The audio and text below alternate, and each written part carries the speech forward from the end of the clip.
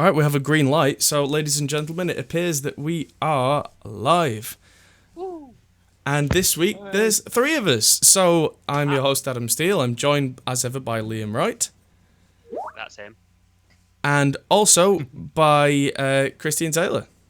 That's me. Yeah, which is that guy. Host of the Hopcast and host of the Pop Pole Position. All here in one big broadcast. Yeah, like How is big family everybody? greeting. Good to have Chris back. Yeah, Yeah. back again. Yes, very good to have Chris back. Good to I've be seen back. Ages, man. I know. We need to go to I know. Nando's. Need to- Yes, Let's sort that definitely. out next week or something. that's what we do. How is everything? Good man, yourself. Yeah, same old, same old. Yeah. Yeah, Good. awesome. How are you, Adam? How are Yeah. you? I'm Sorry, good. Ad. I'm very busy. I was hoping to take delivery of some new presents this week, but it's been a weird turn of events that Arturia, who make lovely synths, have sent me some stuff that we're going to review, and I've decided already that I'm going to keep. So the original What plan you was got? that What you got? they've got the new audio Can you fuse. say what you've got? Yeah. As soon as I've bought it, it's mine. It's not under NDA anything. The new audio fuse 8 pre. It's like an 8-channel preamp bank, All right. but you press Oh, sweet. you press a button on it, and it's an interface, so you can choose which one it is depending on how you want to use it. Ah, Yeah, that's interesting. yeah. See. And while I was at it, I talked to them and said, "Well, can I also get one of their little beat step things, which is like a little drum pad sequencer thing? It's tiny, Yeah. USB powered." And I'm going to be probably using that a lot to make like drum demo ideas for songwriting. Because I'm very rarely actually at a fully set up, fully mic'd up drum kit. Well, And yeah. playing- I still program everything. Yeah, I much prefer to actually play something if I can, and doing drums on a MIDI keyboard is usually slightly embarrassing. It feels like you're a 10-year-old at school again. But actually, I've only ever seen one person that's good at that. Well, two. One was Hifano, which are like a Japanese synth kind of dubstep guys, right. and Chimp Spanner Paul. Watch him on a keyboard like that is inhuman. Yeah, not fair. some people are just good, aren't they? But I mean, I'd probably just quantize it afterwards. But Yeah, having squishy buttons to hit just feels nicer. And if it's a little thing I can stick in the bag with the laptop, then I thought, yeah, that's a good idea. And so Absolutely. they've got all these software preamps and delays and stuff which come with this audio fuse, which they want me to demo as well. So I'm going to be doing a big video about all of that when I finally get hold of it. Because it turns out that I arranged with Arturia to have it all delivered Wednesday, because I was going to be at home looking after the baby like I always do. And UPS were a bit keen and tried to deliver it on the Tuesday when I wasn't here. Left okay. at our local UPS drop-off centre, which is a local mini market place. Cool, no problem. I've been 3 times in the last 2 days and they've been closed. Oh, Yeah, so bad timing. well, yeah, it seems so. I got to the point where I was trying to call the place and sent them a message on Facebook, and they got back to me about an hour ago saying, "Oh, sorry, we've not been open. We're open again tomorrow." So obviously something's happened, so it's fine. Yeah. But yeah, they got back to me. But it means I can't play with my toys yet. Ah. Oh dear. In the meantime, I've had a far more mundane delivery. I did say Go last on. week that I was going to be setting up a new broadcast computer. I decided not to buy a new one. So I'm recommissioning an old Intel machine that we have that's actually got dual CPU sockets in it. It's a beast. That did belong to our old graphic designer, Raz. And he bequeathed it to me because he just didn't want it taking up space anymore. So, yeah, I'm going to use that. It's not got a hard drive, so my mundane delivery was a 2 terabyte hard drive. Because they're cheap now. Yeah. And the reason I've not gone for an SSD is I'm going to be running Linux. I'm going to really kind of go out there and be a spaceman and do proper nerd things. Hey, even Microsoft like Linux now. They do. See Yeah. that? Yeah. You can run Linux on Windows. That makes my eyes go funny. What? Apparently, Microsoft want to be an open source company. What? Yeah, Yeah. that was a news a headline. The current CTO is really into Linux, and like they've just released these iPhones, these phones that are based on Android. Yeah, they're essentially. I mean, you were talking about it, weren't you? It was Yeah. last week, the week before, we were saying about how they realised that Windows isn't really where they're going to make the money going forward. It looks like they're going all in on that to the point where they're looking to support and actively promote things like Android and Linux, and that's where they want to kind of go. Well, we've kind of seen that shift over the last few years with him anyway. Joe not buying updates kind of thing, just being able to download it. And that was kind of borrowed from Apple. So I think we're kind of seeing a new evolution of Microsoft. And if they're going to this kind of open source idea, I think it's great for them. I think it's a great idea. I'm not sure whether Windows itself is ever going to go open source, but like they released something like 170 patents or something the year before last. Made loads of stuff open source. So, interesting. Yeah, definitely. Just gonna check that. Yeah, we are live now. Just the restream chat doesn't seem to want to connect. All rise, the Council of Dave is now in session. Yes, good evening, one of the Davids. Yes, we have many Davids in our usual viewership, so they've become known as the Council of David, plus honorary David Martin. Cool. Well, at least I know that we're connected. I'm going to try and refresh the restream chat thing, because I like being able to see that people are... I wonder if there's been a change in the API. I'll work on that later. It's fine. Somebody else will have to keep an eye on chat for me, because apparently... Yeah, I've got it up. Yeah, cool. Right, lovely. So, yeah, it's been quite a busy week. The other really mundane thing that I've got is one of these, which to a layman is just a thing or a cable. To an audio nerd, looks like an optical cable. Not an ADAT cable, people. It's an optical cable, which you can run ADAT over.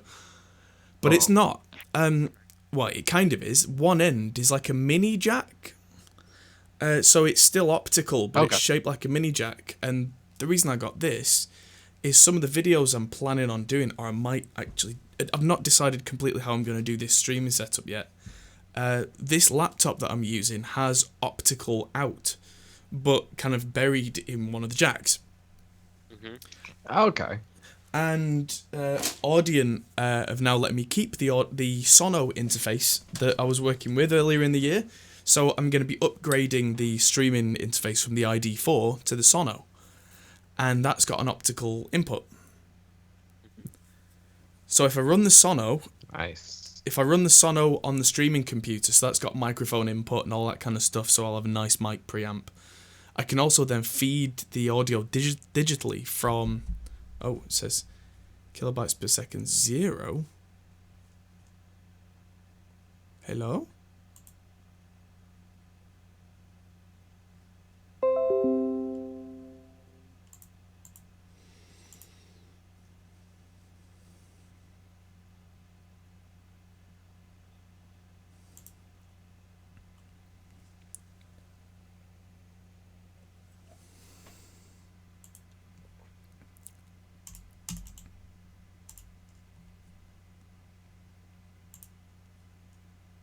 So like organic social media content. Oh, hello. Okay. Hello? Oh, I can hear you again.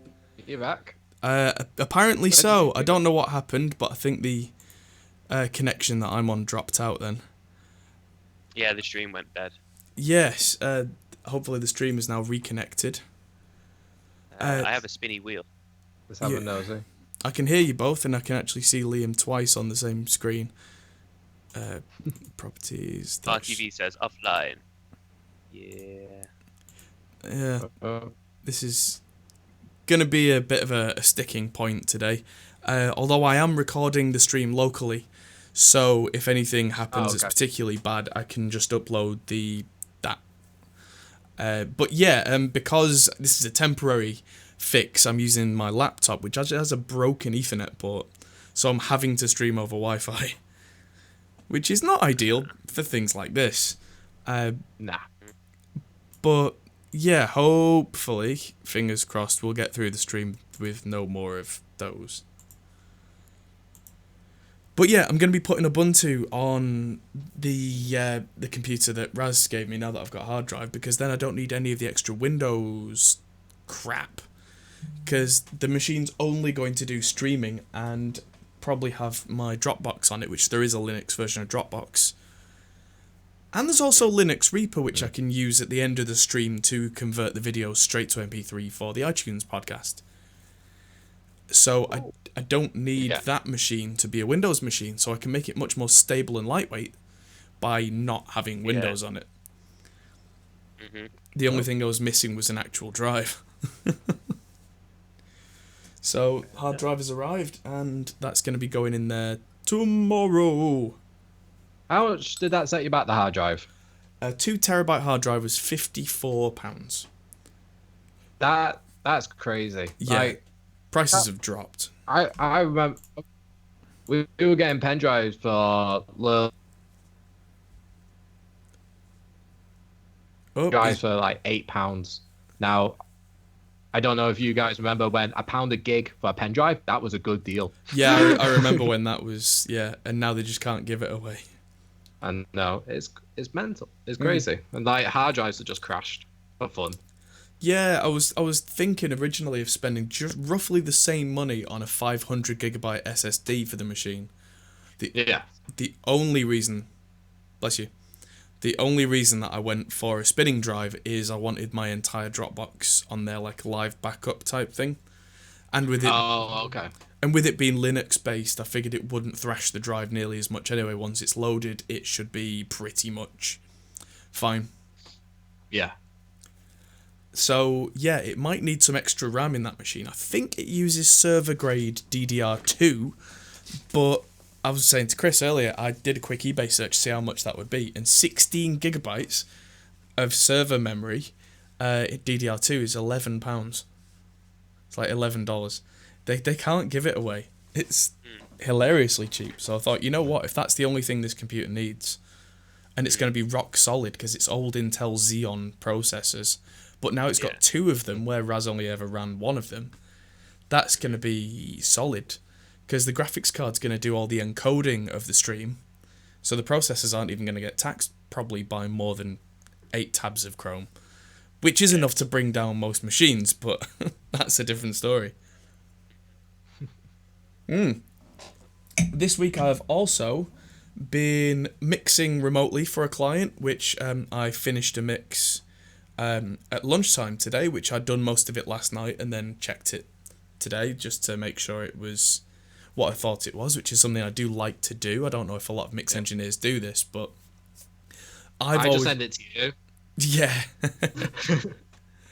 It's that fresh ears thing, isn't it? That even when it's something I've worked on, I like to step away for a while, come back, and then with the benefit of a gap, then go, what was I thinking? Fix all of this. Yeah, I usually find that my low end is just so over the top when I've been working on it for a long time, and then I come back and go, what am I doing? I always think kick drums sound too thin or basses sound too fun, so I just throw it all up and then go, what have I done? Yeah, I've been guilty of similar things in the past. I think I'm getting better with balancing these days. But I think, because I'm having to do less revisions. The band that I said I was going to play last week for you, ladies and gentlemen, and apologies that I didn't, a band called The Cavs, I'm kind of glad that I didn't, because I ended up doing a few more mix revisions on it. Even though I said it was finished, I said it was done, then I listened to it in the car after the stream, in the morning after the stream, and I was like, I could change this, and I could change that, and small subtle things that probably nobody else would care about, but things where I just went, you know what? And then, so on the Sunday, I had the privilege of being in charge of a 10,000 watt live sound system, and it was just me in the room, so I then played the mix through that, made some notes based on how it sounded through a big system, with slightly slightly compromised sound in that room, but very much listening to it on purpose as back to back with other songs that people know well. And then when a system's that big and that loud, and certain things stand out that didn't stand out before. And so I made some more changes, and now everybody's really happy with it. Well, they were happy with it before, so now it's like extra good. So I'll definitely play that last thing in the stream before we go. And also, this week I've been playing a lot of guitar and tapping in drums, like I was saying before. So I've now got 3 little short pieces for the videos that I'm going to do with Code drumheads. The filming with Code's been put back a couple of weeks. Code have had a couple of issues themselves. So we've now got a date properly fixed in the calendar for that. And the guys from Code now have these 3 backing tracks, which have programmed drums for now with the intention of us replacing them with the real deal. Yeah. But they can listen to it and go, right, okay, that's what we're going to track to, so that when we hit filming start of day 1, there's no slow down, there's no having to then spend an hour sitting listening to these things. Yeah, it's internalizing before you record. Yeah, and knowing what the script is as well, knowing what the plan is. Yeah, I'm actually in a very similar situation. I'm filming with Bobby, which Adam will remember from one of our friends' wedding band. Yeah, I remember He was the Bobby. guitarist at that. We're doing some songs, like going back to old school stuff. Okay. And we're changing it all up. Now, he remembers the riff, but he doesn't know it with these drums. Okay. So I sent him my version of the drums last week so he could kind of, learn the feel and kind of just know what he's getting into, rather than, hey, we've not spoke for a few years. Do you fancy playing along to this you've never heard before? Yeah. Which I only do to you. Yeah. Yeah, but then I just kind of go, all right, and play atonal and weird scale stuff. Hey, did you show Liam that? I don't think I did, actually. There's an old track that Chris had been working on a long time ago that got resurrected and said to me, do you want to play some extra guitar on it?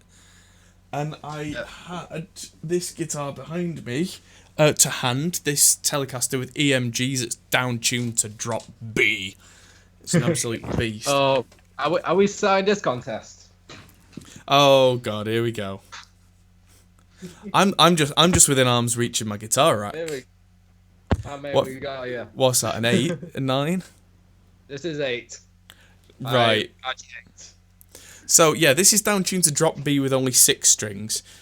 And earlier today, I was tracking for this Code Drumheads thing, and one of the songs is a metal song, and I only had my standard number 1 bass with me, and I just down tuned that normal E string down to a B, and just ground it out on just a floppy string. I sometimes like that though. It's really clear sounding when you do that, as long as you don't dig in too hard. Yeah. I used to play my Les Pauls in G sharp, Joe. Yeah, good God, yeah. Thicker than these strings on it, and it was disgusting, but it was great. Yeah, strapping a phone cable to the bottom tuner and just going. Well, that's the next song. Well, I'm not saying that. Yes, quite. So yeah, it's been a very, very busy week. I've got clients in the studio tomorrow and Saturday, and yes, it's going to be. It's going to have been a full week by the end of it. I've also filmed a video earlier this week for Ozone, which is from the basics mastering tutorial. People will have seen 2 videos on Ozone 9 already, but I've gone back and redone the basics tutorial that I did last year. Now with Ozone 9 instead of Ozone 8. So that needs editing. I've got the 4 drum videos that I did that need editing as well, which is to do with new kick drum pedals, new snare, dampening the kick drum and how different that can sound, and actually changing sticks, which is probably the easiest one to film and edit. But that they all need cutting together. When I'm going to do that, I have no idea, because spare time, what is that then? Oh, God, no. Yes. Probably Sunday. I'm going to spend all day Sunday on the couch with my laptop and a mouse just editing. Woo! Sounds like quite a nice Sunday, actually. Yeah, I was gonna say it sounds like your sort of day. Yeah. Yeah, funnily enough. And then, of course, I've been very busy with baby this week as well. She's managed to give both me and Mickey conjunctivitis. So Wow. I've been struggling to see all week. Oops. And I've still got all the stuff done. I've just been battling through it. But, yeah, it's the old joke. About there's the website about that. Conjunctivitis.com. It's a site on Google. It's a site for sore eyes. Hey. This guy. Is Liam actually searching it? Yeah, no. Not at all. Womp womp. Yes, so it's been a very, very busy week indeed. And yeah, it shows no signs of stopping. There's so much to do. And yeah, so shall we talk about the news? The news. We the should probably. news. Let's go over to with our nice new stinger. If everybody saw that on the show, when it just kind of did a nice wipe like it used to. I found now that you can do really nice scene transitions in OBS where it puts custom graphics over the top. So I did that. So our first news article of the day, and Jesus, Chris's camera is really big. Yeah, what happened there? Also, Marty, it is a very nice 8-string. It's the cheaper model, but it is absolutely great for the price. The only thing I change is probably the pickups aren't my kind of thing, but because they're actually bass pickups. Yeah, I might change the bridge and the nut and the frets and the wood. And the number of strings. Yeah. Mahogany body with poplar bill top. Not bad. Yeah. The neck's really nice. I'm tempted to build a new body for it, though, out of ash. Just to really accent that mid-range a bit more. Not everybody would say, you know what, I'm just going to put a new body on this guitar. But, Well, it depends who you know. Yeah. Nice segue, though, for someone who used to make new necks and new bodies and that kind of thing. Mr. Kurt Cobain from Nirvana, as we all know. Me and Liam were massive Nirvana fans and still are. I don't know if you ever were, Chris? I respected it. There's a few songs I like, but I never really was like a diehard. On Sunday, I had a very nice little moment where we've now got a vinyl deck at the bar where I do all the live sound. So before the bands go on, we start playing albums. We've got a copy of Nirvana's Bleach on yellow vinyl, and that was that was a beautiful thing to play. That was a very happy time. Yeah. And then we put my copy of Nevermind on the record player, and it skipped to hell because I've been listening to that vinyl. I've probably worn the grooves out because I've had it since I was 5. God. Yeah. But I put 2 penny pieces on top of the head, the stylus head, and that weighted down enough that it stopped skipping. Yeah. Anyway, Kurt Cobain's custom Fender Mustang, not a Jag-Stang, this is actually just a straight up Mustang, is up for sale, and it's touted to be fetching $500,000. Apparently it was given to a fan after his death, and it's a Fender custom, but it's not a US custom shop. Apparently, in '93, the US custom shop could not make left-handed Mustangs. All right. So they got the Fujigen factory in Japan to hand make it. Right. So it's actually a Japanese Fender because, for whatever reason, Fender Japan stuck their hand up and said, we can make a left-handed one. Yeah. That's really weird. Yeah. Like, what a strange thing to. We can do anything you want. Not a left-handed Mustang. Yeah. Really. Any car, any color you want as long as it's black. Yeah.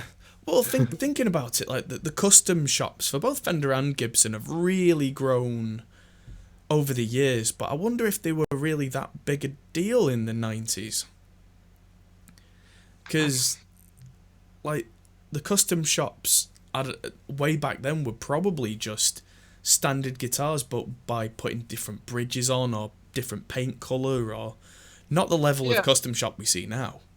Yeah, I mean, look at like Kirk Hammett's from Metallica's ESP, which was essentially just a Stratocaster with an ESP neck. Yeah. Way back when. Yeah. So like what? And so yeah, I would imagine that he went money no object after Nevermind. I mean, it was that kind of thing where he went to Fender and went, "Hey, can I get a Mustang that's not off the shelf?" And they probably went, "Yeah, cool." He went, "I'm left-handed," and they went, "Ah, well, no." Can't do that, sorry. Yeah. And then David Geffen phones them up and says, "Make some phone calls, make it happen." And they go, "We know a guy." But the Fujigen factory is very highly regarded. Apparently, guitars from this era, from the Fujigen factory, Fender factory, go for a lot of money now. Because they were, some say that they were better built than the USA models. I don't know if that's why Fender Japan was eventually pulled, because it might have been causing them branding issues. In 1997, the Fender Japan lost the Fujigen contract, or the Fujigen factory lost the contract. Yeah. But yeah, it's an interesting thing. Apparently bidding is presently at $75,000. There's already been a bid accepted. There's a whole week left on it, though. So it's going... Are we going to see the same rise that we did from, who was it? The most expensive guitar that sold recently. Is it a Gilmore Strat? Was that the one? I think it was the Gilmore Strat. That went for like $1 million or something stupid. Yeah. Do you think we'll actually get to those kind of prices, or do you think the 500,000 is... I think 500,000 is more a reasonable limit, because as much as this is going to be a collector's item, it's not, let's say, the guitar that Kurt Cobain used through his notable songs and career, and as far as I know. And it's also left-handed, which means that if some ridiculously rich blues fan lawyer buys it, they probably can't play it. Yeah. Whereas, like, if it was a right-handed... on someone's wall, really, isn't it? Yeah. Yeah, it's going in a case. It's going either in a museum or on a wall somewhere. Private collection type thing. Like, yeah, absolutely. If I was a billionaire and this was right-handed, I'd be putting bids in so that I could say, I'm playing this guitar and it was Kurt Cobain's. Yeah. As it stands, I physically can't play it. And you're all left-handed. This is a strange irony, I know. This something that I talk about a lot with people is that I'm left-handed, but I play guitar right-handed, I play bass right-handed, play drums right-handed, eat with a fork left-handed. But, well, I eat the proper way, which is where the fork goes in the left hand, but I eat with a spoon with my left hand. It's confusing. There's a lot of information taken quick. I'm trying to remember how I hold a fork. Again, I think we've had this conversation before. Cause, I'm left-handed at pretty much everything apart from writing. Yeah, it's bizarre. Brian McManus asks what kind of wine I'm drinking. This is red. Wow. Just red. No, it's a 2016. Is it actually one of those bottles that is just called red wine? Like one of those really high-end brands. This is the high-end Lidl stuff. But this it's a 2018 Argentinian Malbec, which is about as nice as Lidl get. So it's almost $5 a bottle, £5 a bottle, compared to the red, which is $3.50. It still works. Yes, and it's tasty, and that's what counts. Exactly. That's why I tend to get Malbec, because it's just fruity, and I only need one glass, and then I'm done, so I don't end up waking up like I've got an ashtray in my mouth. Don't need that. Yeah, but yes, I thought it was interesting that this was coming up for sale, and if anyone we know has got lots and lots of money, then buy it. Oh, give it me, Do you really need that guitar? You gonna play it, Chris? I'll try. For 500,000, I'll give it a shot. Turn it upside down and do a Hendrix. Yeah. A reverse Hendrix. Right. Yes. So moving on from that, from guitar news to very techie tech news. This is something that interested me in terms of building computers, especially for audio production. The new generation of AMD's Threadripper. Apparently, there's a 24-core CPU's been kind of leaked, which you would think, oh, whoop-de-doo, big deal. The previous generation had a 32-core one. Why is that a big deal? The big deal is that if this design is made how I think it's designed, this would be amazing for audio production where the previous generations weren't. Reason being, the way that Threadripper chips are made up, they're not actually a chip at all, they're a bunch of chips. And with the previous generation, the absolute highest end ones were 32 core, and they had 4 blobs of cores, 4 chiplets as it were. And because it was only dual channel memory, the way that it had to work is 2 of those blobs of processor cores could see the RAM and 2 couldn't. Which, depending on what kind of workload you're doing, is either a big deal or it's not. If you're doing like heavy rendering, like CPU rendering graphics, it's not a big deal because those cores that can't see the RAM can just kind of ask the others for it and wait and get what they need and do stuff. If you're doing audio, you don't have that time to wait because it's all about how quickly you can turn it around. Whereas this new generation, apparently there's going to be a 64-core version of this, which is ridiculous. Let's be honest, that's insane. Yeah. But working it backwards, because of the physical size of the thing, it can only have 4 of these blobs of processors. That's going to be a maximum of 16 processor cores each. Which means that for 24 cores, you don't need 4 of these blobs, you only need 2. 2 12-core processing units, which can both see the RAM. Yeah. Which means that it can do all the processing and talk to the RAM super quick.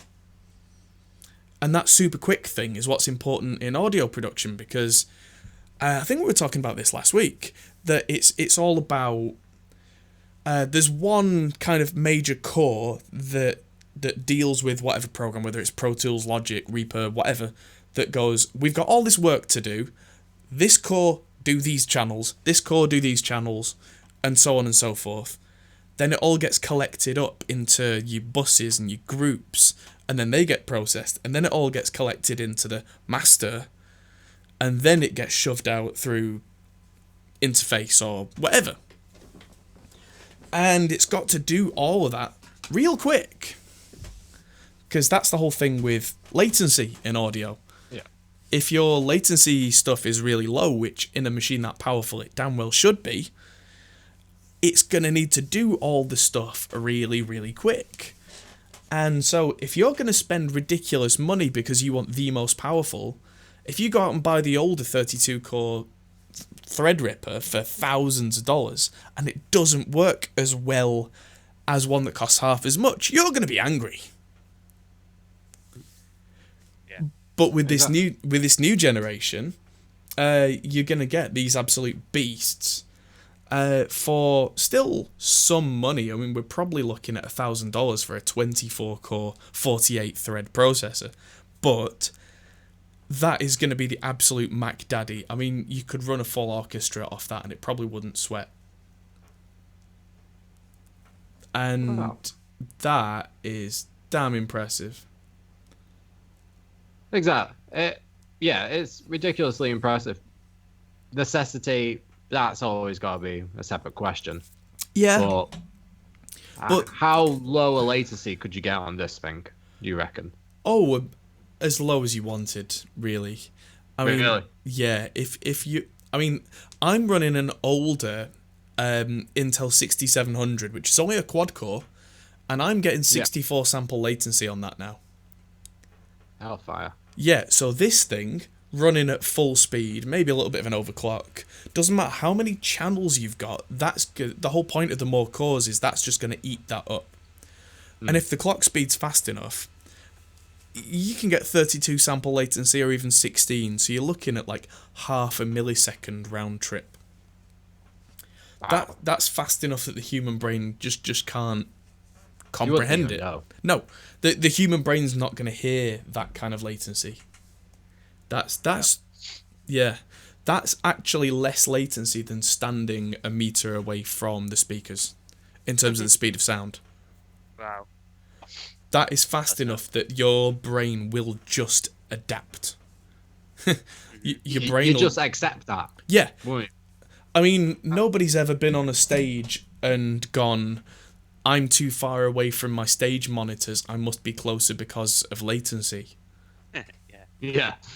Yeah, when we're talking that fast, we're talking no problems for anybody, and that's without dedicated, like, Pro Tools cards or anything like that, which is originally what they were for. Pro Tools HD, the accelerator cards, the whole point of them originally was to do all the processing, like now, like pretty much zero latency. And at the time, that's what they were for, that's what they did, great. But for a fully spec'd Pro Tools system, we were talking, what, $10,000, $12,000, $15,000 more? Yeah. I mean, these 15 for the big boy stuff. Yeah. But even then, you wouldn't get offloaded rendering. No, exactly. And these processors, what, $1,000, $2,000? That's still a lot. This is still the elite range. That's what these are for. Yeah. But that's a hell of a lot less. Exactly. And even when you build a monster of a computer around that, you might be looking at $4,000, maybe $5,000. You're paying a third as much for probably more performance and more flexibility, because you could close Pro Tools down, open up After Effects or Premiere, and have it just blaze through whatever it was doing. And that's value for me. That's real value. Yeah. Well, that time is money.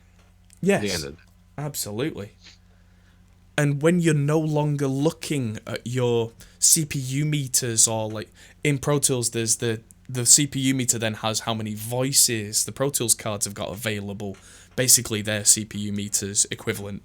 If you're never going to look at that again because you don't care, because you know that computer's just going to handle it, that's going to take a lot of the workload off you. Yeah. Question from the chat. What speed is the bus your RME card is in? Bottlenecks? So the RME card that I use is PCI Express. So it's got practically zero latency between the card and the processor. It's so ridiculously low. I mean, it's on the same bus as the graphics card. I mean, we're talking no slowdown right there. The only thing I now have to worry about with latency is the actual CPU. Like, if I could overclock my CPU to double the speed, I mean, it'd melt down, but theoretically speaking, I could probably halve the latency on my RME card. Which, yeah, with the generation of processor I'm using is not feasible, but at some point in the future, when that machine gets upgraded, that RME card's coming with me. Yeah. It's not the bottleneck anymore, it's not the issue.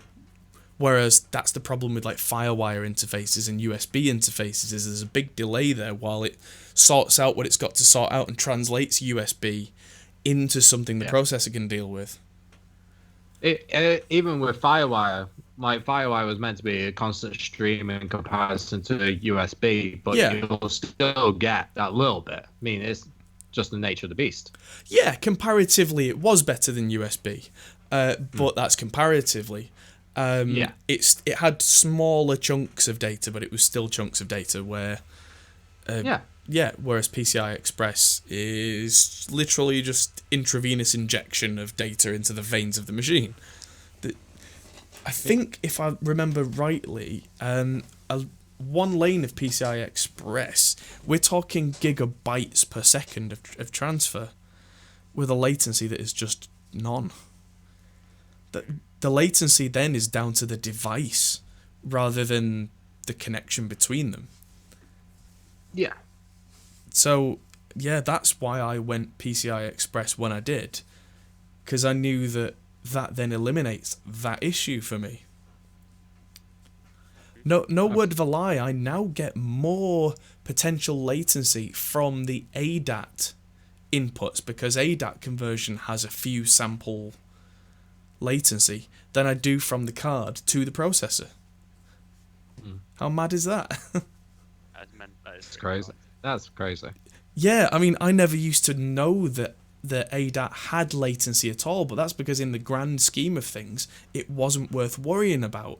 Now that I've removed all the other obstacles, suddenly I'm reading up on it and going, hang on. Wait, what? Yeah. Really? Yes, It's the really. next week thing in the system, isn't it?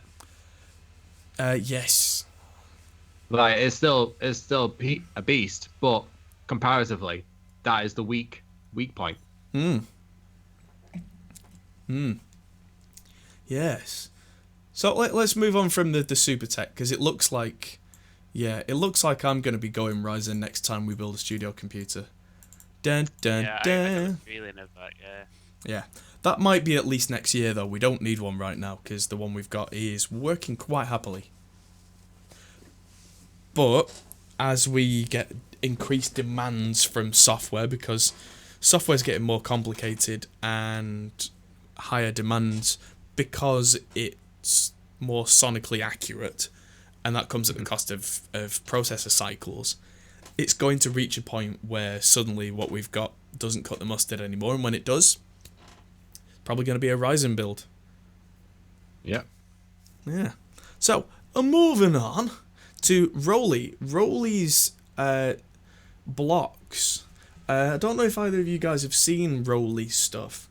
I've seen it a few times, and I do appreciate the innovation. It's not something I use, but it is definitely cool. So, Roley originally came out with a product called the Seaboard, and now they've got these things called blocks, which is kind of an evolution of that. And the Seaboard, it looks a bit like, there we go, you can see a picture there. It looks like a keyboard, like a piano keyboard. But it's all kind of rubberized, and when you play the notes, which are velocity sensitive, when you've got it held down, you can then wiggle it up, down, left, right. You can bend notes however you like. Like, you can slide notes around from one note to another. If I recall correctly, there's a great video of Jordan Rudess playing one of these. Yeah, he's been a big champion of the Seaboards. But they've now got these things called blocks, which are like cut down price versions with controllers, and now there's like a little drum module. And apparently they've just released a big load of software, which is the news article. They've got enhanced functionality now for digital audio workstations. They can be used as much more intuitive drum machines. They can now do smart chords and all sorts of clever stuff. There's the light pad block, which lights up, so you can use it as faders and sliders and all sorts of clever stuff that never used to be there before.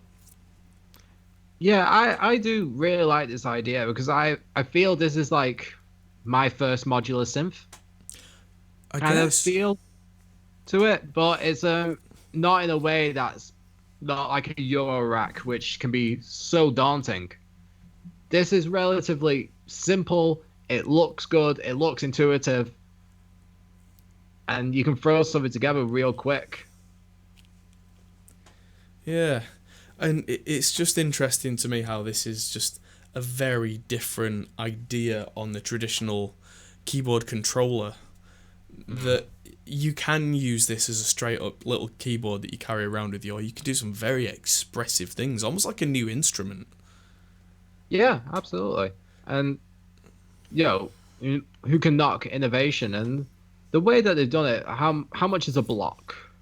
So the keyboard block isn't that cheap. They're £300, $350. Okay, but you can pay that for a pretty good, like, synth keyboard anyway. Yeah, that's true. Long. And the loop blocks, I'm having a look, and the light pad box go for between 70 and 170. So depending on what you're doing, you can just keep adding till cows come home. Yeah, it's a lot less for the add-ons. And apparently you can connect more than one of the keyboard units together to just make a bigger keyboard. Exactly. So you can make your own modular synth relatively simply with this, and with the iOS connectivity and control, you've got so much there. Yeah. The only thing I can't see, and you might be able to answer me, is with this drum bit, can you add your own sounds to it, or is it kind of what you design within the plugin? Well, it's a controller more than anything. You can use it with any VST synth or any VST drum module, or apparently that's the new software that's come out this time round. Okay. Is like it's a much better interface between this and whatever workstation or whatever synth app or drum app you're using, so that it's much better customized. So yeah, like you're saying, if you suddenly want the controls to do something else, you can. So yeah, I think that may have been a limitation before, but it's taking limitations away. It's always a good thing. Yeah, absolutely. And this will only go further. Yeah. You know. So I'm just having a look at how much the Songmaker kit is. Yeah, so that's 550, which again, not the worst I've ever heard for something like this. Is that all three together? Is that the Songmaker kit? Yeah. Right. Yeah. Yeah. So that's the board, the iPad, and the loop block all together. So an all-in-one. And you get the Equator Synth, Traction Waveform, and Ableton Lite as well, which all right. I think there is an Ableton for iOS. I think you're right. I'll have to check that out at some point. So if you could run your synth on that, like for me, I'd be running probably something like Battery or Ableton's equivalent and having my own sounds in it. Yeah. If it's as small as that, rather than taking my MacBook, just run around with this little thing. That's crazy. I'm going to say yes, because you just had a little drop out there. But yeah. Go with that. Yes. Alright, so let's move on to something that's really geeky, but I thought would really be kind of cool. So, I never had an original Game Boy. Did you? I had a Pocket, a Color, SP, and Advance. So I had my first one was a Game Boy Color. Right. There's a company called what are they called? The Analogue Pocket. Who's that by? Come on, brain. Yeah, so the Analogue Pocket Nanoloop.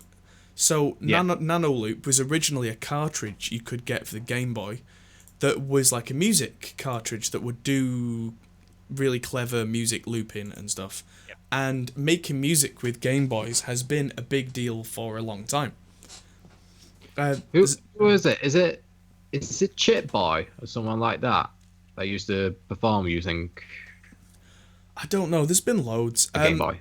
There's a channel called Look Mum No Computer that I've been really enjoying recently. Yep. He's a Southern English lad, and he is very much a DIY kind of guy, and he's made this entire bank of 64, I kid you not, 64 Game Boys, all wired up to a modular synth.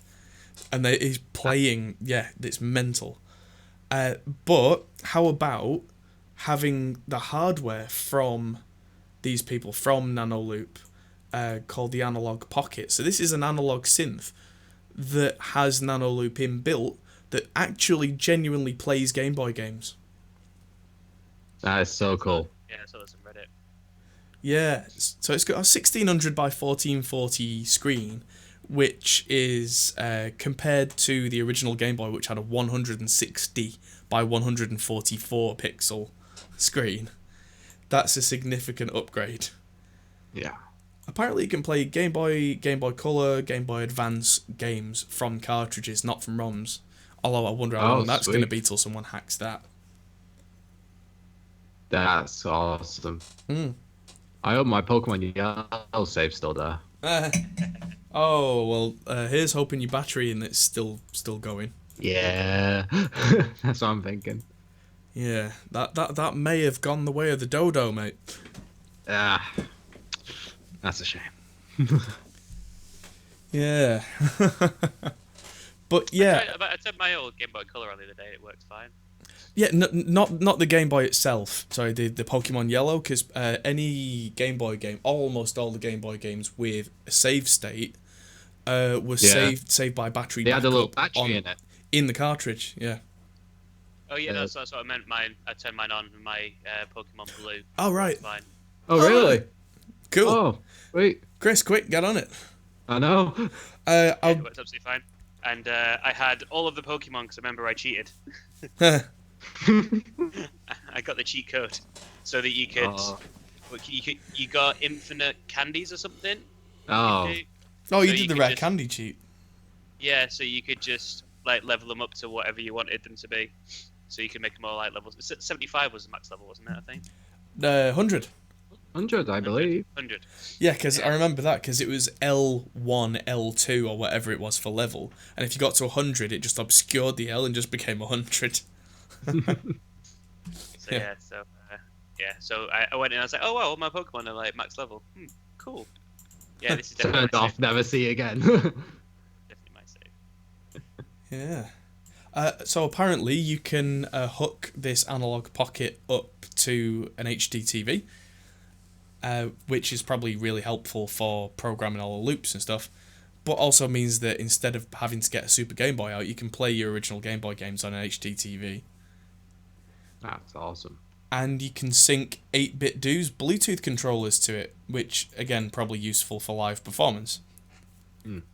Or for playing Pokemon in a really ostentatious and unnecessary way. Because you can. Absolutely.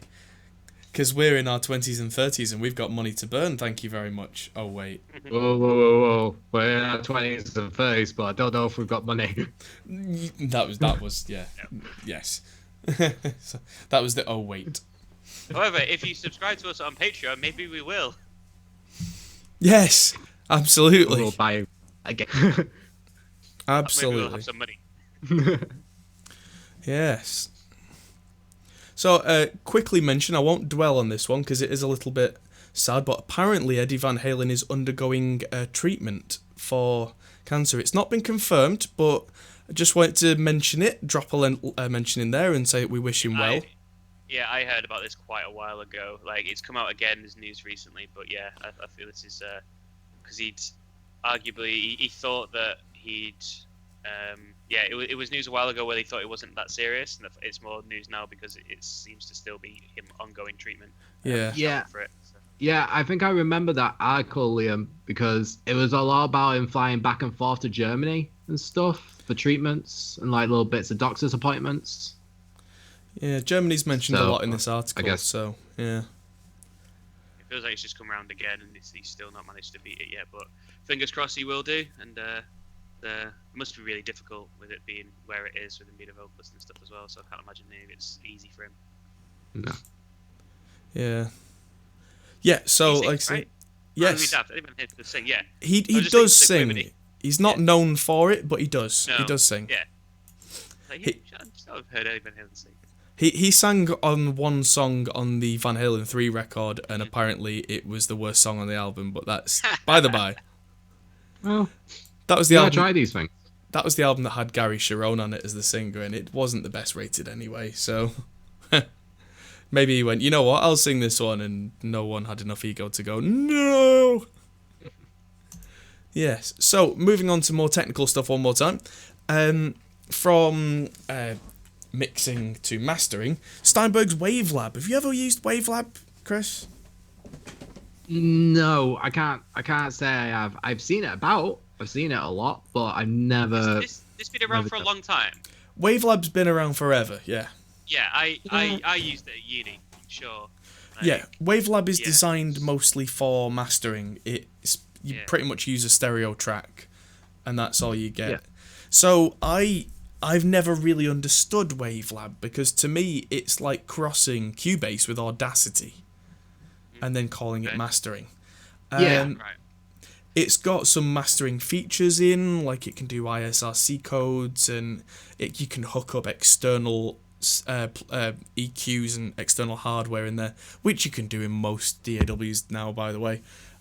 You can now even have a reference track in there, but I wouldn't be bothered except that the full Wavelab Pro is over £400. It's nearly $500. Yeah, this is why. Just what's the point in it, really? In this day and age, it just does not. That's it. I mean, I understand having a mastering project. That's probably as far as I go. Yeah, I just don't get it. In this video here is someone who I am aware of, a woman called Katie Tavini. I know her as a friend of someone I used to go out with, so I've never actually met her in person. But she's up and coming in the mixing and mastering world. She worked for Red Bull Studios in London for several years. Oh, wow. And apparently she says it's good, but her presence in the video aside, I can't see what it can do that other software can't. Yeah, I mean, £411 for being able to look at a reference track and a couple of other things. I could probably spend that on plenty of mastering plugins and probably be better off. You know what else has a reference track thing inbuilt now? Ozone. It used to actually be quite a major gripe of mine with Ozone, that I had to have a separate track that didn't go through the master bus so that I could compare. And now it's literally just a button inside the plugin. So I can load a track into Ozone now, have a section repeating that's just on a flick of a switch. That's cool. Yeah, it's really quite useful. And if you're feeling either lazy or just mental and throw caution to the wind, now you can use the AI, the mastering assistant in Ozone. You can feed it a reference track and go, make my track sound like this. Go. And it does. That would be interesting. Yeah. One thing I have learned, though, is that I tried that a couple of times, and it makes your track way loud. Like, too loud. Because most of the reference tracks that I've got are really from the Loudness Wars era, so they're all really loud to begin with. And for some reason, Ozone makes them even louder than that. I'm talking like -5 RMS. I'm talking like I've got my headphones on, trying it out, and I'm playing these tracks at reasonable volume, expecting it to get a bit louder, and suddenly going, what? Having to take the headphones off because I'm just getting blasted. That's crazy. Yeah. I wonder why it does that. I think it could be something to do with the fact that these, especially songs that were mastered in studios that have really nice converters, they can appear to sound louder than they actually are. Yeah. So when Ozone's reading that and then goes, well, I should do that as well, and grabs its own maximizer and just goes to the moon. It's like, whoa. It's like, yes, well, it got the idea that you wanted the song to be loud and went, okay, then let's go to 11. And he was like, no more, no, please, no. I want this AI bit, I've not dealt with Ozone 9 at all yet. So this AI bit, is it giving you the settings, or is it just like a hard print kind of thing? No, it does. It gives you all the settings. It basically sets up Ozone for you. And then right, cool. So you can always take that, you turn that down and then see what you're actually getting. Yes. Yeah, that's exactly what I've been doing. I tried it in a couple of videos, and after it absolutely blasting my ears out, I turned the maximizer down so I could think straight. And then used a bit of common sense to compare it, because it's supposed to be a starting point, really. Yeah. But it decides which modules to put in, which ones not to put in, that kind of thing. It's quite cool. That's cool. So it's not going, I need a setting for everything. No. And that's good. Something that really made me smile is that the mixes that I tend to make tend to be quite kind of full and thick and rounded, and I for whatever reason, that's the way that my mixes have gone, is that I don't have like kick drums and snare drums sticking out by a mile anymore. And as a result, when it was doing the AI thing, it actually said, like, we're not adding the dynamics module in because it doesn't need it. And I'm like, yes. That's cool. That's But really cool. it was really nice that it just made that decision of just, we don't need this. It's very, very clever on the developers' part. Definitely, that's awesome. Definitely a little bit of the warm and fuzzies when it's like, yeah, we don't need this. It's like, yes, I must be doing something right. But Exactly. I've now done a couple of videos for Ozone 9. If you've not seen them, it's awesome. The biggest thing for me that it does that the older versions of Ozone don't is the simplest thing. Is that in Ozone you used to be able to have 6 modules running at once. Yeah. And that was it. That was your limit. Now you can have as many running as you like. That's it. That's the change that makes me the most happy. Is if I want a bit of this, a bit of that, a little bit of seasoning from all these different modules, I can, and I don't have to run 2 copies of Ozone. That's great. That's kind of takes me, reminds me of Virtual Mix Rack, where you can just keep adding little bits here and there. Yeah. And it'll just keep going. And to me, that's what a good mastering engineer should really be doing anyways. A little bit of this, a little bit of that. It shouldn't be like, oh, I need to just get this knob and just go crank. Because if you're cranking anything at mastering, you should probably be sending it back to the mix engineer and going, this is turds, fix this. Yeah. Exactly. And so that's Wavelab 10. What's the point? That's that's my summation. There is something in the comments saying that there are people that have only used Wavelab. I would like to meet them and ask why. Yeah. Yeah. Have you seen my friend Cubase? Oh, it's little brother Reaper. Or the posh cousin that works away, Nuendo. Yes. Yes, my rich friend who drives the Jag. This is Nuendo. This is my hipster friend, Pro Tools. He's quite unreliable, but everyone thinks he's cool. Yeah. And last but not least, and finally for the week, Google Stadia is launching very soon, apparently. Oh, somebody cut out then. That was weird. But yeah, whatever it was a very quick dropout from one of you guys, but it's fine. Google Stadia, apparently it's supposed to be a wireless controller but not just like a Bluetooth controller. Apparently the controller will connect via Wi-Fi independently and talk straight to the Stadia servers for lower latency. Yeah, that's clever. Yeah, which is clever. Yeah. But apparently on most you don't have to deal with the PC. Yeah. Yeah, so you're not having to deal with like Wi-Fi, Bluetooth latency, USB latency, then whatever. Yeah, except that apparently for most of the platforms it's going to be working with, you're going to have to plug it in via a USB-C cable when it first comes out. Unless you've got a Chromecast Ultra.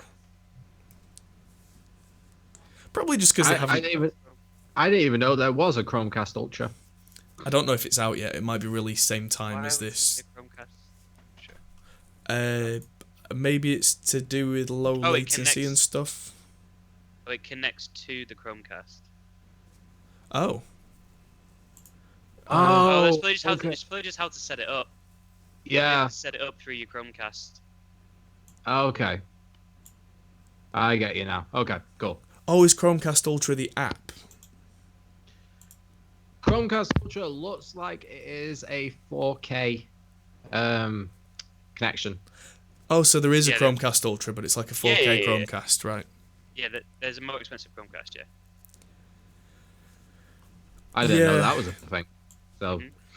Yeah, because there's the Chromecast Audio as well, isn't there? Like the one that's just the Wi-Fi speakers. That one I knew about.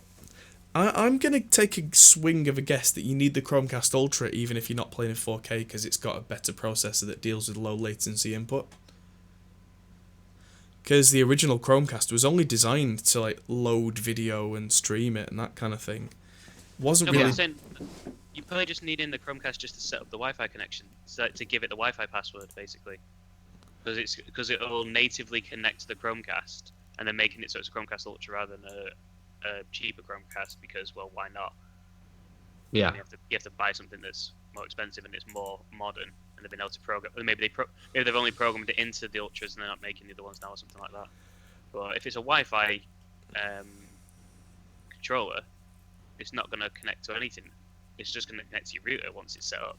Yeah, absolutely. Sorry, I meant controller aside. I meant that actually for Stadia, Oh right. Oh, okay. I would imagine that for Stadia they'd want you to use the Ultra if you're because not using your PC or something, yeah. you're not using a Chrome window, if you want to actually use your TV. So me, I'm thinking, when I think of Stadia, as daft as it is, it shows how much I do PC gaming. I'm thinking of sat here at my PC using it in a Chrome window rather than sitting in my living room. Yeah, no, the whole idea of Stadia is that it's You can use it anywhere. lightweight client, yeah.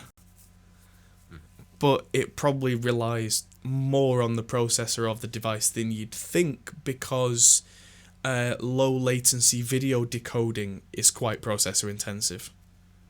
Yeah, but that doesn't matter. Like, maybe it does. Well, yeah, because if it's rendering on the server, yeah. you need the low latency. That's a weird one though. You're not like, that would be a really weird issue that I've never seen happen yet. You're basically suggesting a world where your input is ahead of the video input you're seeing. The problem they've got at the moment is getting the input to the server and back again in time for you to see what's happening. So it's the other way around. Well, it sounds like parallel issues to me. That they're both issues, but just independent of each other. They probably want the actual controller input to be as low latency as possible, as well as. But yeah, absolutely. But I've never thought of it done this way before. Anyway, I've never thought of it like this, of actually divorcing the issue of input latency from output latency. It's probably quite a clever way of doing it. Because I mean, it depends obviously what you're playing. Like, because if you're playing a single-person game, it doesn't matter. As long as they're synced, it doesn't matter how out of sync they are. That you can have a second latency as long as you're it's taken well, I suppose it does to a degree because you want to make it feel right. Yeah. Going with this, you're kind of thinking versus competitive gameplay. Yeah, when you're trying to sync a server of gamers all to be synced to the same latency sort of thing, where it is a different issue.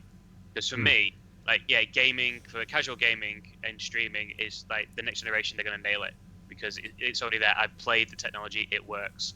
The issue is when you have any form of competitiveness, not even professional level. Just if you want to play Call of Duty online against other people, like anything I've experienced so far isn't good enough. Yeah. When you're playing at that level, you're probably spending more than something like a Chromecast, though. No, most people buy a PS4 or an Xbox to play Call of Duty once a year, and FIFA. Yeah. They get Call of Duty and FIFA, and they're the games they have, and they buy them every year. That is the majority of that market. Yeah, absolutely. And that's competitive because you're playing against other people. It's not a high level. A lot of people, they're the only two games they have, and in my experience, it's not good enough for that at the moment. But it is great for things like Assassin's Creed or a new Tomb Raider game or something like that. And it's absolutely amazing. Yeah, that's where the separate issues, like TVs themselves can end up adding like up to 200 milliseconds of latency if you've got the wrong type of TV, which is where PC gamers have a whole different world anyway. Hole, isn't it? Yeah, but it especially with a streaming service, it's cumulative. It all adds. It's a knock-on effect. Like.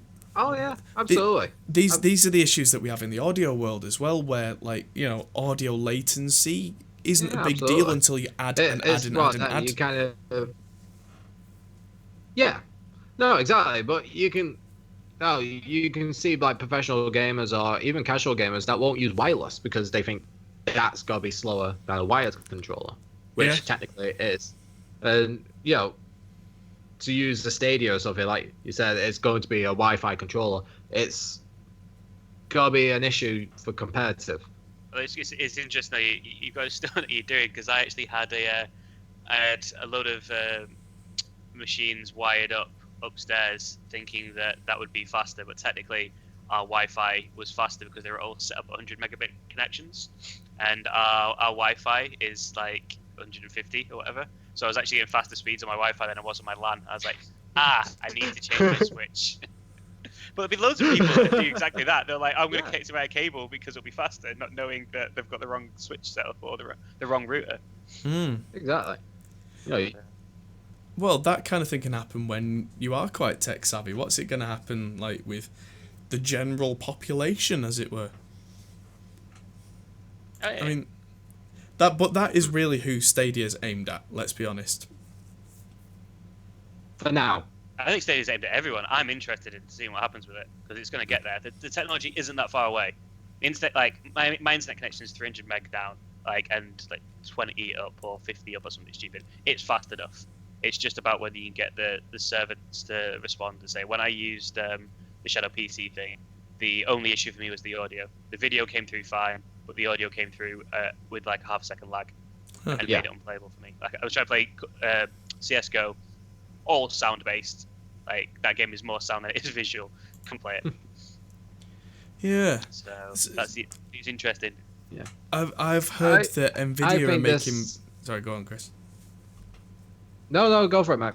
I've heard that there's some stuff in the works that's like negative latency stuff coming from Nvidia where they're trying to predict what your next frame's going to be. Yeah, I read about that as well. Yeah. What a buzzword, hey? Negative latency. Yeah. I don't know. HD audio and negative latency. Thing is, that sounds really stupid, but without exaggeration, that is how CPUs work right now. That is genuinely how CPUs work. That, oh, hello, upload speed's tanking. Why you tank?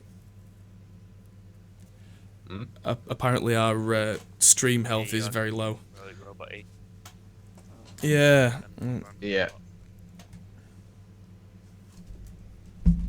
There we go. It turns out if I move my laptop screen by 2mm, everything is fine again. Yeah, this is what you get with Wi-Fi connections, kids. But yeah, the way that CPUs work right now, if you can see me again,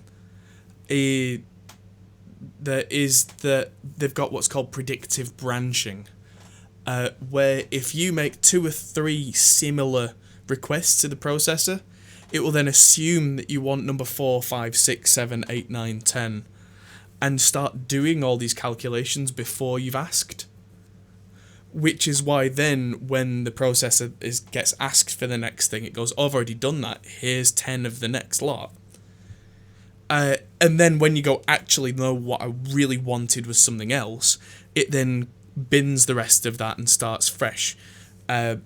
Which is why certain processes that are really random are really quite hard for CPUs to do, but when it's something like video editing, for example, where you're feeding a frame into it, then the next frame is very similar. It can be really efficient because it then already guessed that you were going to ask for the next pixel or whatever. Yeah. Yeah, so within reason, it can actually be useful if it turns out that it's going the way that it was supposed to. It does mean there's a lot of wasted energy. Yeah. But that's the thing, like, say I'm in a game like, I don't know, Call of Duty. There's no other players on my screen, and I turn left. For the next 20 frames or so, it's going to be the same but left a bit, same but left a bit, same but left a bit. If there's no players come on screen, most of that screen's going to be very similar to the previous frame, right? So is it that ridiculous for it to then guess, oh, well, for the next 20 frames, it's probably going to be like this. But then if a player starts to approach on the screen, it then scraps that and does what it needs to do because the next bit can't then be predicted. Yeah. Yeah, okay. And I think in the majority, most people aren't dirty campers like you, so... Well, it sounds really stupid, but how much of a first-person shooter game have you actually not got the enemy on screen? Percentage-wise, I'll bet you it's higher than you think. I don't see why it's to do with the enemy though. It's just an example of Right, a static but- screen where there's no unpredictable parts. Like Well, as long as because so Stardew doesn't read the game engine itself, so it doesn't know what the world is like. So when you go left or right, it can. I don't know actually. It's interesting. I'd love to see how it works. Well, this is where the technology was coming from NVIDIA rather than Google. Yeah. Like, if you think of the way that something like Ansel works right now, which is where you can pause a game and then you've got a massive field of the game, the way that most games generate the frame is they actually generate a bit of the frame outside of the screen as well, because of the way that polygons inherently work. So if you turn your screen left or right a bit, the chances of that already being in the texture memory are pretty high. It's not going to work 100% of the time. Much like in CPU predictive branching, it doesn't work 100% of the time. But the amount of time it does work, that's how things like hyperthreading actually work. Because a lot of the time... when you get to the unpredictability bit, where Which multiple players... highly is. Yeah, for something like COD, where it's 10 versus 10, how many is in a pie? I'm so old, I don't know. When you've got... Alright, let's even go with something like Fortnite, where there's 100 players in a game, all changing the textures, unpredictability, building, whatever. That's a lot of variables going on at once.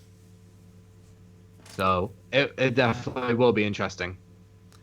I suppose, yeah. When you think about it, what Adam's actually saying though, when it comes down to NVIDIA, if it's talking about literally processing it and they're getting the game engine code directly to your graphics processor, so they are aware of the game world, then it would also, they'd have to work directly with the game developers as well for this to work. But technically, if you're staring at a world where there is grass below you and sky above you, if you move forward, it will know with pretty much 100% certainty it's going to have to render some of the grass and some of the sky in the next frame. Just maybe a different part of it, and because of the way that they work, so essentially you've just got a camera in the world and it's rendering everything that you can see from essentially all angles. You're just the camera part of it. I guess it does make sense, doesn't it? Yeah, no, it can render like a 1 foot square of every direction that you might walk before you walk there. Yeah. I mean, it's the old thing of like I said with CPU predictive branching. If you do something unexpected, as long as it's designed in such a way that when it is unexpected, there's no performance penalty to just drop that like a hot rock and go with what's now happening. There's no real bad side to that. And the other possibility is, like David just said on screen, latency only really matters when you're shooting at another player. That's the kind of thing where... come on, brain. Bleh. It's the kind of thing where... I've lost my train of thought now. Hit scanning has been a thing for 20 years or more, where, like, you shoot in front of somebody and you actually hit them. Because of especially high ping, especially on like dial-up. No, so hit scan is the difference of whether you're using projectiles or non-projectiles in first-person shooters or even third-person. So hit scan is where if you aim at something and you hit fire, you will instantly hit regardless there's no projectile. So games like Overwatch, for instance, have different characters that have some are hit scan, some aren't. So you have like heroes like Farah who flies, therefore you want hit scan characters against her because trying to fire a projectile up against a flying moving target is really difficult. Right. Wrong terminology that's what then. Hit scan is. So back in the dial-up I was right days, about something! Yes! I knew something Adam didn't know! Everyone, time code this, tell everyone, tell your kids, I'll be telling my kids, I'll be telling my grandkids. There was something that I knew that Adam didn't. Holy shit. It has finally happened. I'm going to sleep so well tonight. Woo! So what's the term then? So you weren't going to make a point that was valid regardless of you got to make a point before Liam owned you. He did indeed. So back in the dial-up days, I used to get this a lot. I'd play games like Unreal Tournament, and then the network lag was so high, you'd shoot in front of somebody, and that would actually hit them. or you'd shoot somebody. Get issues with this with latency. Yeah, so this is the big problem with latency in general in games when it comes to the server-side latency. So what the problem you have to deal with things like Steady now is, if you've got a game like, say, Fortnite, PUBG, Apex, any of these things, what tends to happen is the person with the highest latency wins, because they will shoot you while you're still out in the open, for instance. But on your screen in your game, you've gone behind a wall. If on their screen they hit you and it hits, the server will register that as a hit and say you hit them, go to the server, tell them it was being hit, and then you end up getting shot when you've already ran behind the wall, which is just complete bullshit. If you've then got people that have got different types of pings based on their own connection to because obviously you're gonna have like your connection to the Stadia server that's then gonna have a connection to, say, the PUBG server. Like, there's gonna be so many different issues that it's gonna be an absolute clusterfuck for everyone to deal with. It's hard enough just getting, when you've got 0 ping to the screen that you're working on, then connected to the server. That's difficult enough to get right already. And there's a big thing with, like, so all the servers got different tick rates. Like, Fortnite's got one of the lowest tick rates of a lot of the sort of battle royale games, which means that technically your ping, well, not your ping, your latency and whether you die behind walls should happen the worst. But they just sort of said, okay, well, we want updates to be lower, so at least you know that you're not going to get any weird latency. So they only update, I think it's like 64 times a second. No, they started off at 24 times a second, and now they've gone up to like 50 or 60 now. But Fortnite isn't a game where actually aiming and shooting each other matters. It's all about building, so they got away with it. Whereas games like PUBG, where it's 100% about the shooting, they try to have really high tick rates of like 60, 100, and then that just led to massive latency issues where the server couldn't update in time for people. So there's so many different problems with it. Like, it is a clusterfuck. Yeah. Well, last thing to talk about before we disappear, because the stream seems to be really having a hissy fit at the moment. I can see you guys absolutely fine, but the bit rate's absolutely up and down. Definitely gonna have to post the recording of this afterwards. But yeah, last thing to talk about then is, well, related to Fortnite. Fortnite news this week. It went away and is back. And so I am forced to play Fortnite with my nephew. I don't enjoy playing it, but I enjoy playing games with both my nephews, and all three of my nephews, in fact, actually. Although Oliver can't play yet; he's a bit too young, but he does occasionally. And I've been blown away by how well they did this marketing. This was genius. This was absolute genius. Yeah, how many children screamed? I was even talking to my wife about it last night, and I showed her the video, and like, she doesn't care about Fortnite at all, and she was like, "That's amazing." Yeah, but we play it in this household. Openly, I play via my Mac. Well, I play it via my iPad. Sorry, and they use PlayStations. And we watched the event live. We were in matches, and it was just genius. And you can go down to even the little bits of when something would happen once every 2 hours. Oh, a number appeared. Yeah. And it was so much buzz over nothing. It was brilliant. What other game could shut down for 36 hours and the community be excited about it, as opposed to just screaming? Like, imagine if that was Dota. The whole Dota community would be saying Gaben, fuck Gaben, like, exactly. Dead game, like, never play it again, come back, bring it back. And Fortnite community is like, oh, I wonder what things they're going to bring us. Yeah, exactly. Well, it was absolutely amazing, and it was even the community around it. Like you said, it was just everyone was so into it. Even if you don't care, you were kind of like, well, what are they doing? I watched a bit of the Twitch stream. I'm not gonna lie, it got to like midnight, and everyone was counting down to me coming back, and then there was just a stream of Fs in chat when nothing happened. I was like, this is amazing. I think I made it to that on that first night. I made it from the event to midnight, and I thought it'll be up in the morning. Nothing. Honestly, I read a Reddit post that had the leak that said it wasn't going to be until Tuesday. Someone data mined it.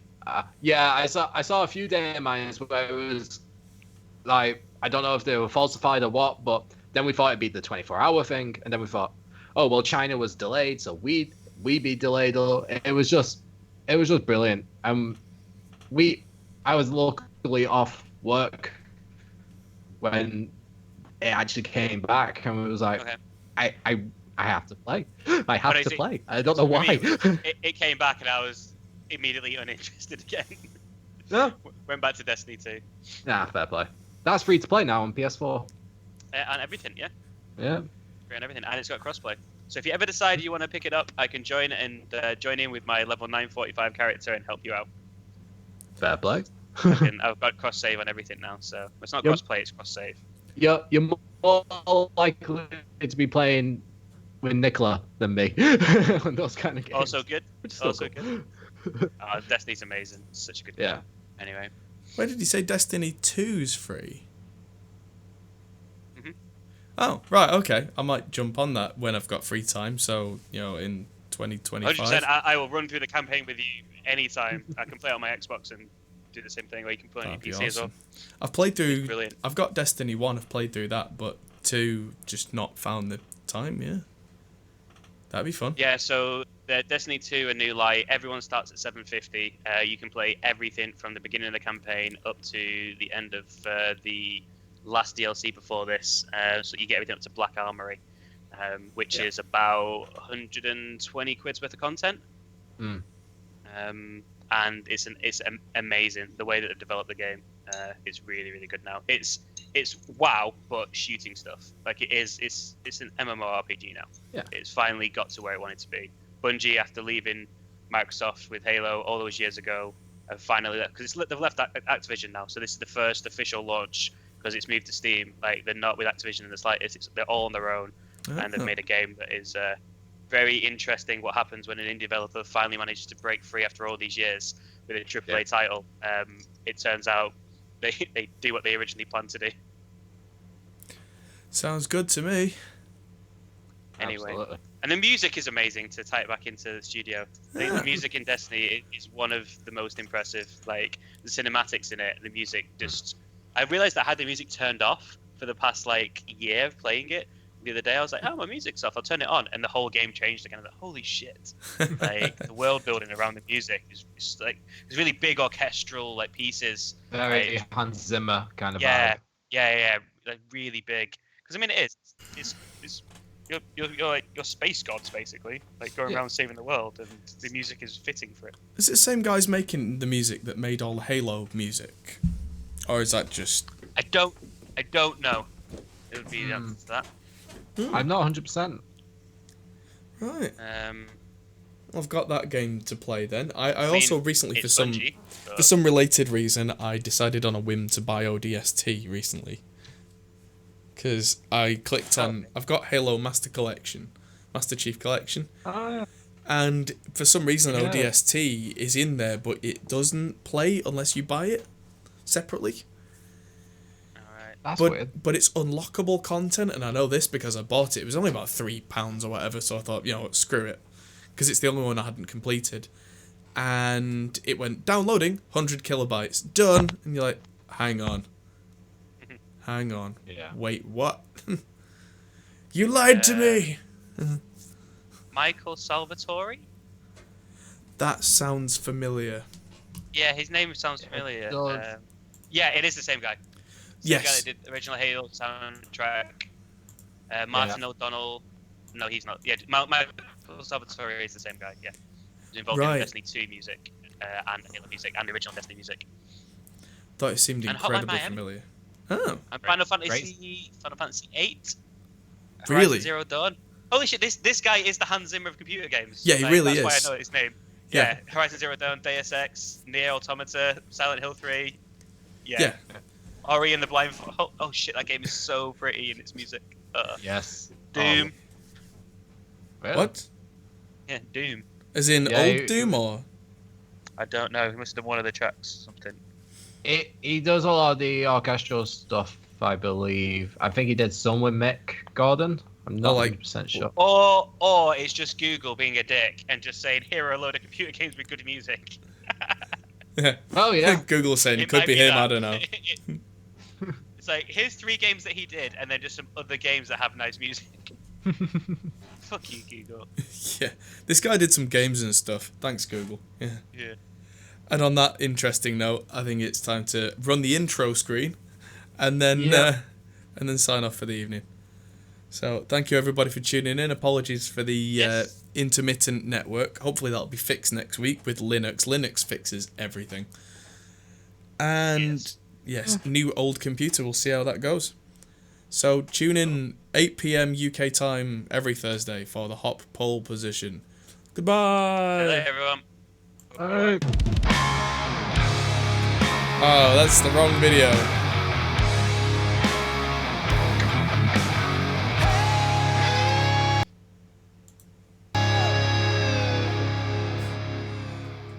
And that was the wrong video, but never mind. Hilarious. Huh?